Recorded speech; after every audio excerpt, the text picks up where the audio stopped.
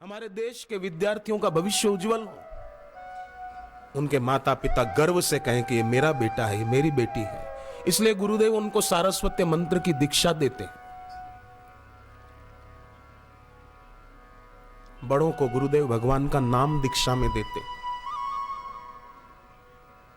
मैं तो कहूं दीक्षा में भगवान का नाम गुरु के मुख से मिल गया, फिर कोई सोचे कि मैं इसको जप करके अमुक फल पाऊं अमुक फल पाऊं। नहीं नहीं, ये गुरु मंत्र मिल गया, ये सबसे बड़ा फल है।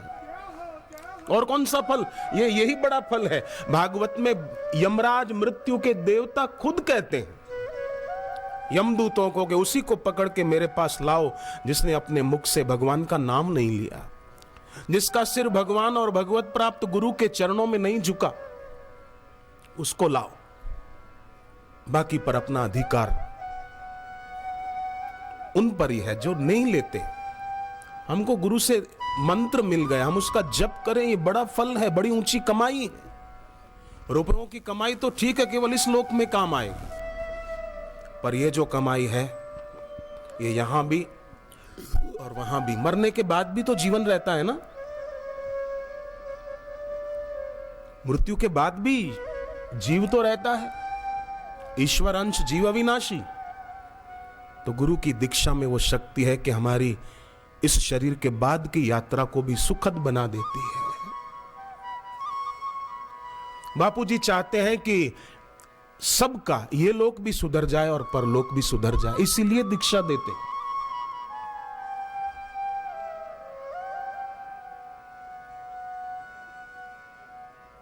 सरल शब्दों में अगर कहूं तो एक ही वाक्य कहूंगा कि ईश्वर ही गुरु के रूप में आकर अपनी प्राप्ति का उपाय बता देते हैं।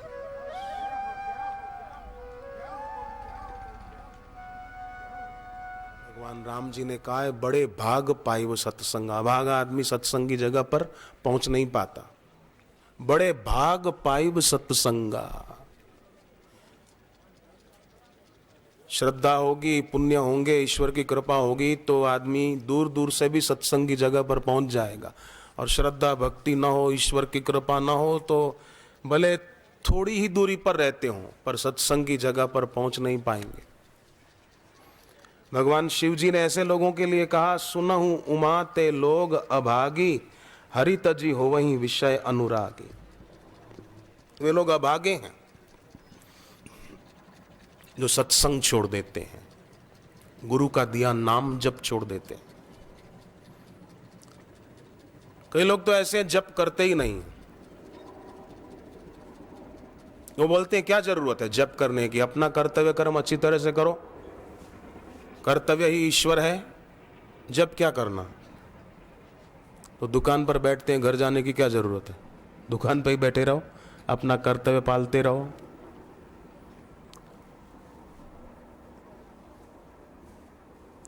जैसे रोज खाना जरूरी है, रोज सोना जरूरी है, रोज नहाना जरूरी है, उसी प्रकार रोज जप भी जरूरी है। और मन माने ढंग से कोई मंत्र किताब में से पढ़कर जप करना, उसकी अपेक्षा गुरु के द्वारा दीक्षित होकर जप करना ये बहुत हितकारी है। और ऐसा जप जो करते हैं, गोस्वामी तुलसीदास जी तुलसीकृत रामचरितमानस में कहते हैं, जपहि नाम जन आरत भारी, मिटहि कुसंकट होहि सुखारी। जिनकर नाम लेत मन माही, सकल अमंगल मूल नशाही। जिन ईश्वर का नाम लेने से सारे अमंगलों का मूल वो नष्ट हो जाता है। समझो आपके घर में कोई तकलीफ है और आप उसके कारण बहुत दुखी हैं, क्या करें? या समझो कोई आपको परेशान कर रहा है, आपको पीड़ित कर रहा है, तो क्या करें? सुबह दोपहर शाम रात जब भी मौका मिले बैठकर होठों में भगवान का नाम बोलें, जो आपका इष्ट मंत्र हो। कुछ मिनट जप किया होठों में, फिर शांत हो गए और ऐसी धारणा की कि मेरे चारों तरफ ये भगवान का नाम, मेरा इष्ट मंत्र मेरी रक्षा कर रहा है, ऐसी धारणा की। फिर होठों में नाम जप किया, फिर ऐसी धारणा की कि मेरे चारों तरफ मेरा इष्ट मंत्र एक रक्षा कवच की तरह मेरी रक्षा कर रहा है। या मेरे घर के चारों तरफ, मेरे परिवार वाले सभी के चारों तरफ मेरा इष्ट मंत्र पूरे परिवार की रक्षा कर रहा है। फिर ओठों में जब, फिर थोड़ी देर धारणा, फिर जब, फिर कुछ मिनट धारणा। इससे अपना इष्ट मंत्र का जप भी हो जाएगा और रक्षा भी निश्चित रूप से होगी। नारायण कवच जो भागवत में आता है वो यही तो है। जल के अंदर भगवान मत्स्य नारायण मेरी रक्षा करे। जले विष्णु थले विष्णु, विष्णु पर्वत मस्तके। जैसे प्रहलाद को उसके पिता ने समुद्र के अंदर फेंकवा दिया और तैरकर प्रहलाद कहीं बाहर ना आ जाए तो उसके ऊपर बड़े बड़े पर्वत की शिलाएं ऊपर से ऐसे डाल दी कि प्रहलाद कहीं बाहर ना आ जाए, बस दबाया उस पर। प्रहलाद तो वहां भी नमो ब्रह्मण्य देवाय गो ब्राह्मण हिताय च जगत हिताय कृष्णाय गोविंदाय नमो नमः। पानी के अंदर भी प्रहलाद भगवान को ये नहीं करते मेरी रक्षा कर, मेरी रक्षा कर, मुझे डूबने से बचा प्रभु, दया कर, दया कर, नहीं का। नहीं नहीं, संध्या का समय हुआ है, भगवान की स्तुति प्रार्थना का समय हो गया। वहां भी भगवान को वंदन करते हैं। तो क्या हुआ, जो पर्वत की शिलाएं और पर्वत बड़े बड़े उसके ऊपर डाले गए थे वो चूर चूर हो गए। वज्र बाहर से किसी ने मारा नहीं, पर भगवान के नाम में वज्र को भी चूर करने की शक्ति है। भगवान का नाम ऐसा है, पर्वत चूर चूर होकर टुकड़े टुकड़े होकर बिखर गए और प्रहलाद पानी से बाहर आ गए।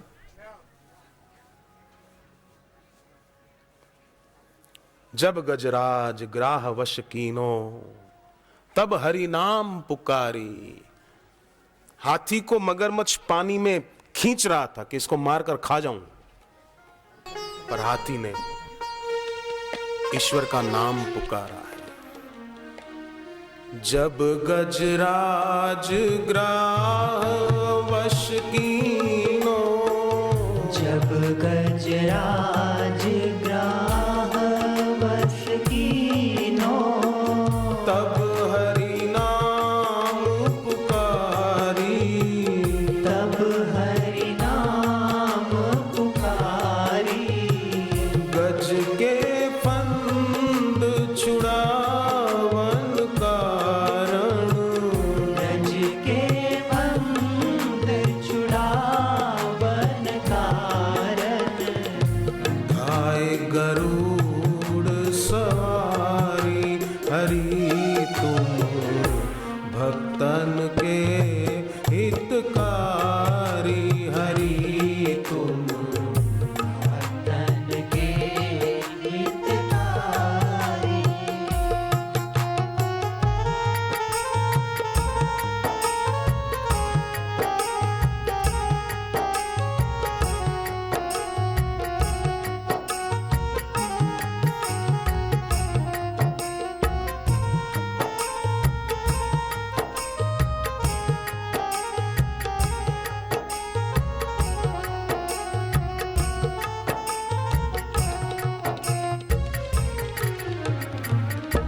द्रौपदी ने जब सुमिरन कीनो, द्रौपदी ने जब सुमिरन कीनो, द्रौपदी ने जब सुमिरन कीनो, द्रौपदी ने जब सुमिरन कीनो, द्रौपदी ने जब सुमिरन कीनो,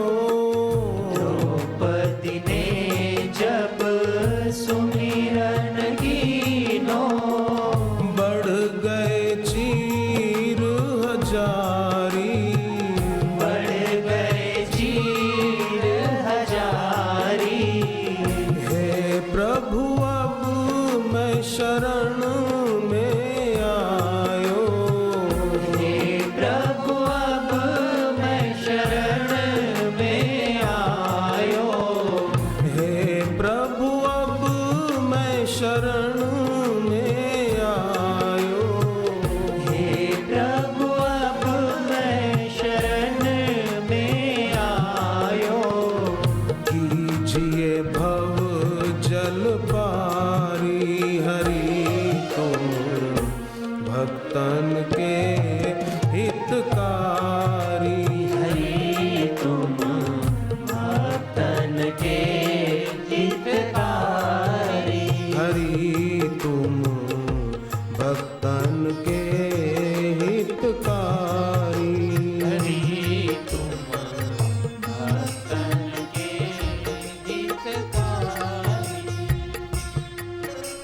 भगवान तो हितकारी हैं, परंतु पेड़ होता है ना, पेड़ वृक्ष कभी भी पत्ते को छोड़ता नहीं है, पत्ता खुद ही सूख कर उससे अलग हो जाता है।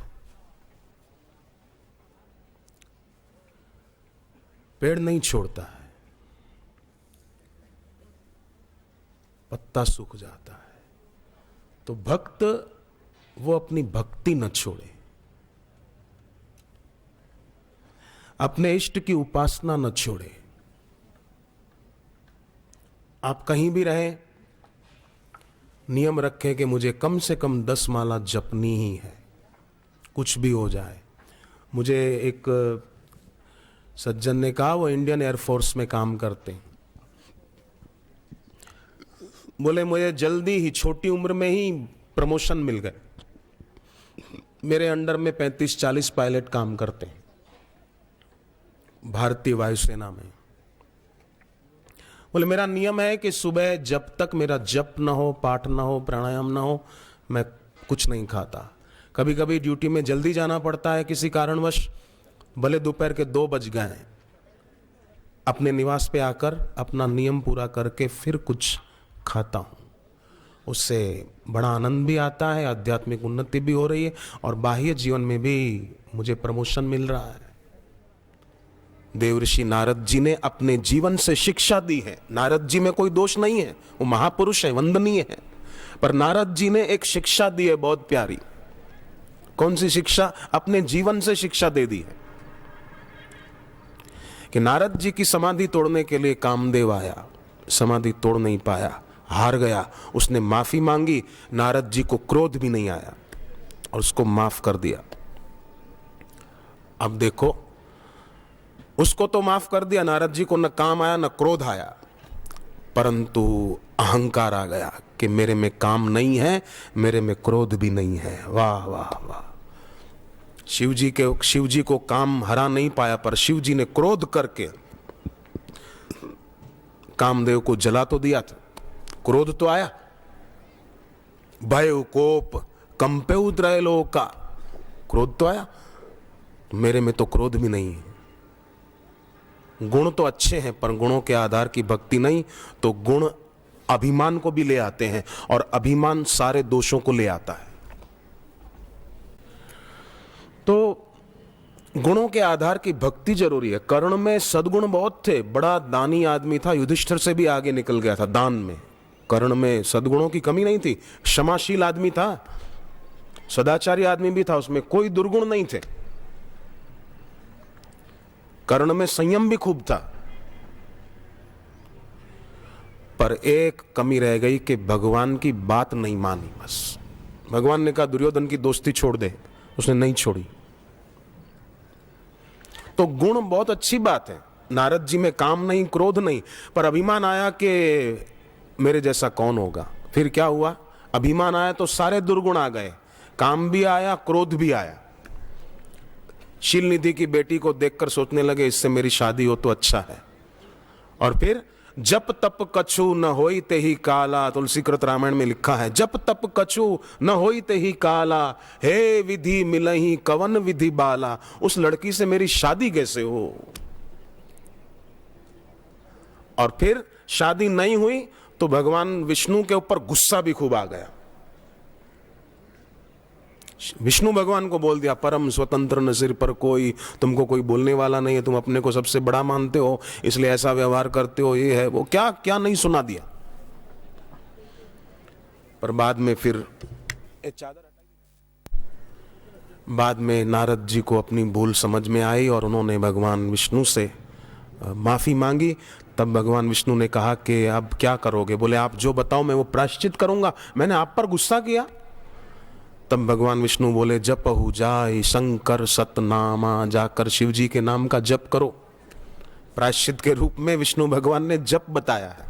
तो बोलो भगवान विष्णु भी जप को कितना मानते हैं। जो नारद जी को कहा प्रायश्चित करना है, जाओ जप करो, शिव जी के नाम का जप करो।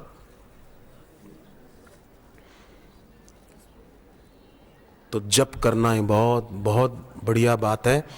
मैं तो आपको कहूँ हवन कुंड बनाकर यज्ञ सब नहीं कर सकते हैं। और आजकल तो लकड़ियाँ भी ऐसी ऐसी आती है, उसमें कीड़े होते हैं, और वो लोग लकड़ियाँ जलाएं तो यज्ञ का पुण्य खाक होगा, पाप होगा उल्टा। इसलिए जो भी आप में से यज्ञ करते हो तो यज्ञ करना बुरा नहीं, अच्छी बात है, मैं भी करता हूँ।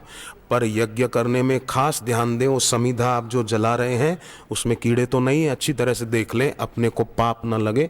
यज्ञ करें अपने अपने इलाके में जो भी, तो जरा देख कर करें। नहीं तो भागवत में कथा आती है, राजा प्राचीन बरिश यज्ञ कर रहे थे, नारद जी आए और कहा कि यज्ञ तो कर रहे हो, आहुति डाल रहे हो अग्नि कुंड में, ऊपर देखो जरा आकाश में। राजा ने ऊपर देखा तो बड़ी भयंकर आकृति वाले दैत्य जैसे उसके तरफ देख रहे थे, मानो अभी खा जाएंगे।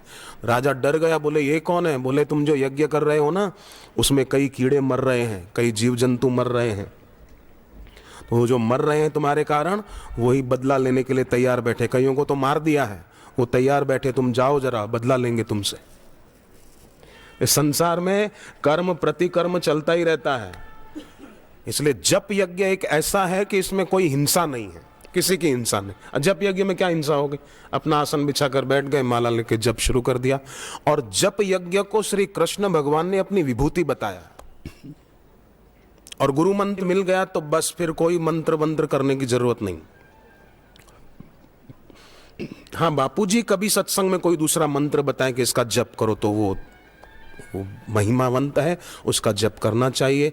कई पुराने साधक पूछते हैं हम एक माला से दूसरा मंत्र जप कर सकते हैं कि नहीं कर सकते हैं।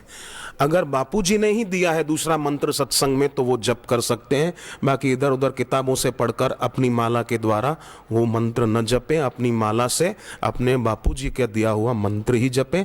बापूजी ने ही दूसरा मंत्र दिया हो तो वो जपें। जैसे मैं जपता हूँ सारस्वती मंत्र, मुझे बापूजी ने दिया है, गुरु मंत्र भी दिया, मैं दोनों उसी माला से जपता हूँ। सारस्वती मंत्र विद्यार्थी ध्यान दे, मैं रोज जप करता हूं, आज भी कर लिया है। तो भगवान नाम जप, गुरु मंत्र का जप आदि करने से रोग भी दूर होते हैं।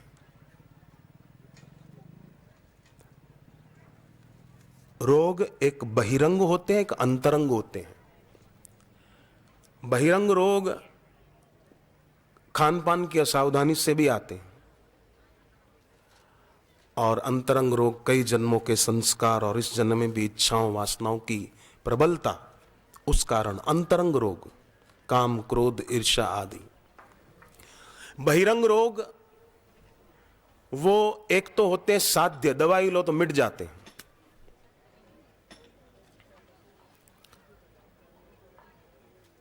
दूसरे होते हैं कृच्छ साध्य, विशेष रूप से दवाओं का सेवन करो तब मिटते हैं। तीसरे होते हैं याप्य रोग, कि दवाई लो तो ठीक रहते हैं, दवाई छोड़ दो तो फिर आपको परेशान करते हैं। चौथे होते हैं असाध्य, दवाइयां लो लेते रहो तो भी मिटने का नाम ही नहीं लेते। ऐसे भी कई लोग मैंने देखे। तो बहिरंग रोगों में जो असाध्य रोग होते हैं, दवाइयां लेने पर भी नहीं मिटते हैं, वे असाध्य रोग। और अंतरंग रोगों में काम क्रोध आदि ईर्ष्या, ये जो रोग है, ये सब भक्ति करने से मिट सकते हैं, नाम जपने से मिट सकते हैं। झालावाड़ राजस्थान में ही है, वहां के एक 80 साल के बुजुर्ग व्यक्ति को कैंसर हुआ था। पानी का घूंट गले से नहीं उतरता था, पर नाम जप खूब करते थे। देखा कि दवाई काम नहीं करती तो छोड़ो, बोले जप करते थे, प्रीति पूर्वक करते थे, और आश्रम की आयुर्वेदिक औषधि लेते थे। आश्रम में जहां वटवृक्ष है, गुरुदेव ने शक्तिपात किया है, वहां परिक्रमा करते थे। थोड़ी देर बैठ जाते थे चुपचाप। कहीं भी मंदिर में, गुरुद्वार में प्रार्थना करके, परिक्रमा करके, प्रार्थना करके तुरंत चल नहीं देना चाहिए कि मैंने प्रार्थना कर ली, चलो। थोड़ी देर बैठो भी चुपचाप, प्रार्थना का प्रत्युत्तर आने दो जरा।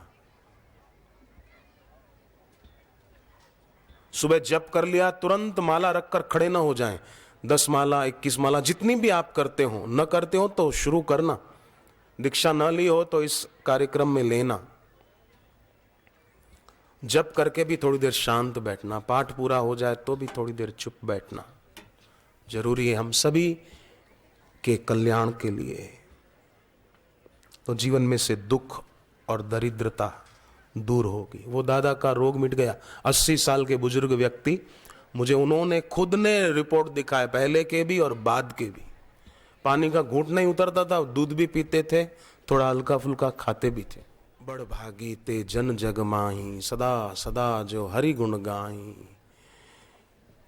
सदा सदा जो सत्संग और जप ध्यान को महत्व देते हैं, अपना कर्तव्य कर्म कुशलता से किया, बाकी का समय नाम जप में सुमिरन में लगाया। प्रतीति की इच्छा, प्रतीति में सत्य बुद्धि, वो लोभ का कारण बन जाती है। पर बापूजी से मिली हुई दीक्षा और दीक्षा में मिला भगवान नाम, वो प्रतीति में, माना ये जगत जो दिख रहा है, जो पदार्थ दिखते हैं, मकान दुकान और चीज वस्तुएं, ये जो दिखती हैं, इनमें सत्य बुद्धि तब नहीं रहती जब गुरु के द्वारा दीक्षित होकर भगवान के नाम को प्रीतिपूर्वक कोई जपता है, तो प्रतीति का आकर्षण नष्ट होकर नित्य प्राप्त जो भगवान है उनमें भक्ति दृढ़ हो जाती।